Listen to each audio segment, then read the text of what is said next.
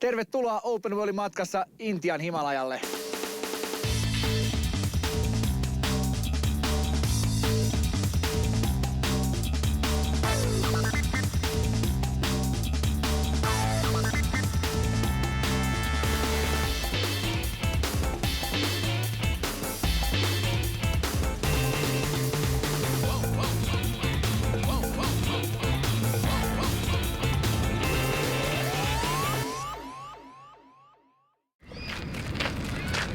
Kaunis keväinen aamu Helsingissä, ehkä joku plus 20 astetta ja tuntuu jo lämpimältä.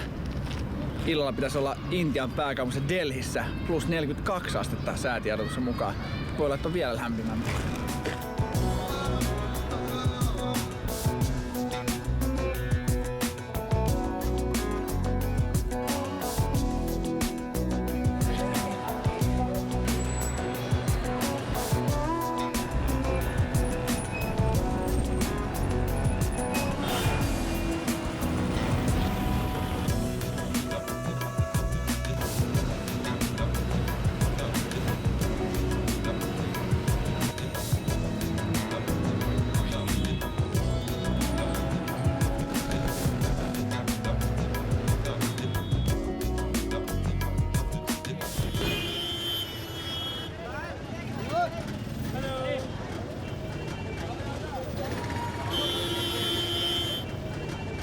Jalkauduttiin Burnan kanssa vanhan Delhin sokkeloisille kujille ja ollaan menossa johonkin näköalapaikalle, mihin hän meitä vie.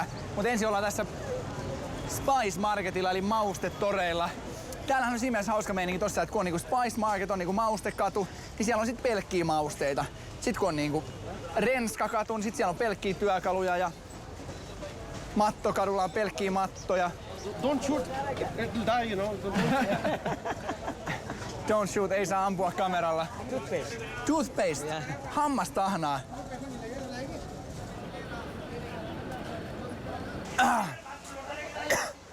Ollaan meidän opastoimijat pantiin vähäksi aikaa kamera piiloon, ettei porukka rupea pyytää rahaa tuossa portilla. Ollaan päästy opastukseen tänne maustemarkkinoiden backstage, eli chili-markkinoille. Tää on tämmönen 150 vuotta vanha palatsi, mikä on ennen ollut armeijan niinku parakki. Ja nyt se on sitten chili-markkinamesta ja niin kuin huomaat, että chiliä löytyy monen lähtöön, mutta aika tiukkaa kamaa.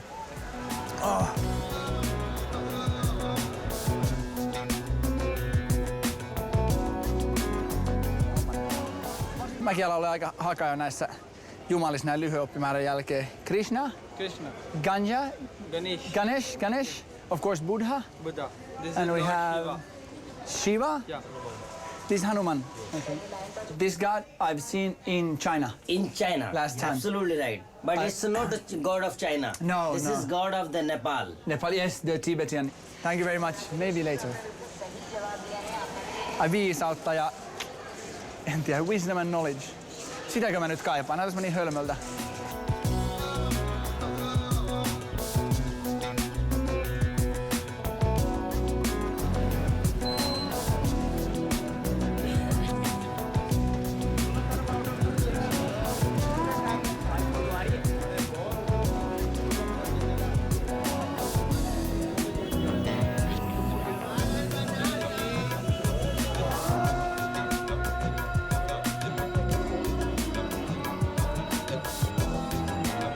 Oli sitten yö tai päivä, niin häslinki sen kun jatkuu ja tuntuu, että meno vaan kiihtyy iltaa kohti. Löytyisiköhän täältä mistään keskiolut kuppilaa? Ne on vähän kivealla täällä Delhissä, mutta niitäkin on. Eikä se metsästää sit seuraavaksi.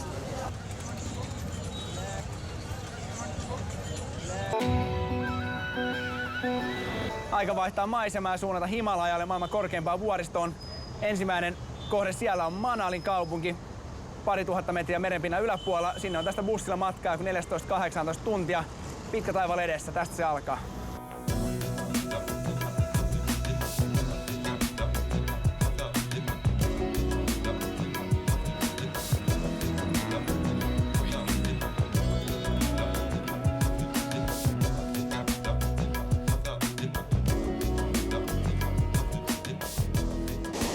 Manali halki virtaavalla joella voi harrastaa muun muassa koskenlaskua ja paikallisille kaikkein kovin juttu on varmaan se, että menee tämmöistä köysirataa joen yli.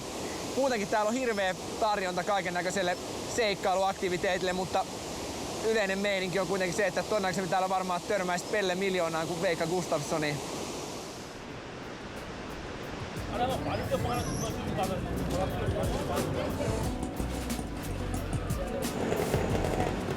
This country, Finland. medium, and no rich and no poor inland. This money land. This Okay. after again India. 3 lasta, joista 2 poikia, 1 tyttö. Pitkä avioliitto ja onnellinen elämä.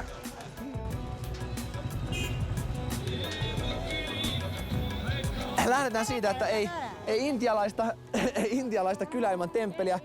Joten hyvällä kieroutuneella mielikuvituksella varustettu turisti voi tässä nyt sitten ottaa pikku lammin syliinsä, sulkea silmät ja ajatella, miten hienoa olisi ihan vielä lammitemppeli ja uhrata se paikallisille jumalille tuomaan todennäköisesti hyvää onnea vuorten ylitykseen ja muille vaarallisille aktiviteeteille.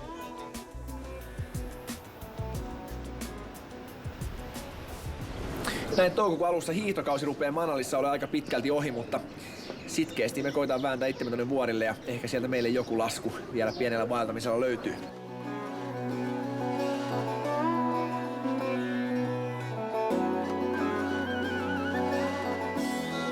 Tervetuloa Intian omaan talven ihmemaahan. En tiedä pitäisikö itkeä vai nauraa, mutta täällä on ihan kahelimeininki. Täällä on niinku tuhansia ihmisiä, jotka vaan niinku... Ne on niin piiloreista tosta lumesta, ne on tullut jostain tiedätkö Delhistä ja Bombeista, ties mistä. Ja me meinataan kyllä tässä juoda vaan kupit teetä ja jatkaa sit matkaa. Tsiikakkaa moottorikelkka. Skidoo vielä, siistiä. Tuo takana näkyy toivottavasti meidän laskumestat.